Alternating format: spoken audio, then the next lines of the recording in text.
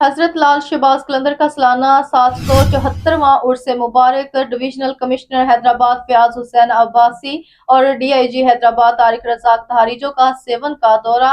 DC जाम sorrow Ghazanfar Ali Qadri और SSP Mohammad Zafar Sadiq चांगा भी हमरा मौजूद। मजीद तफसीलात जनरल रिपोर्टर बिलावल मीर की इस रिपोर्ट में। कमिश्नर और डीआईजी हैदराबाद ने जिम खाना ग्राउंड में कमांड एंड कंट्रोल रूम का दौरा करके जायजा लिया। मज़ार कलंदर पर दौरा करके सिक्योरिटी समेत दीगर इंतजामात का जायजा लिया। कलंदर का उर्स मुल्क का सबसे बड़ा इज्तिमा है जिसमें लाखों ज़ायरीन शरीक हैं। उर्स मुबारक में ज़ायरीन की सहूलत के लिए पानी की सबील और मुफ्त मेडिकल कैंप्स कायम हैं। कोशिश है कि ज़ायरीन को हर मुमकिन सहूलत मुयस्सर करें। सेवन की नहरों में नहाने पर पाबंदी है। नहरों के आगे शावर्स लगाए गए हैं।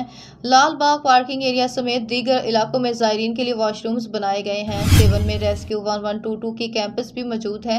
सेवन में सिक्योरिटी पर 5000 पुलिस 300 रेंजर्स एहलकार तैनात हैं। सिक्योरिटी की निगरानी एसएसपी जाम शोरो मोहम्मद जफर सदीक कर रहे हैं।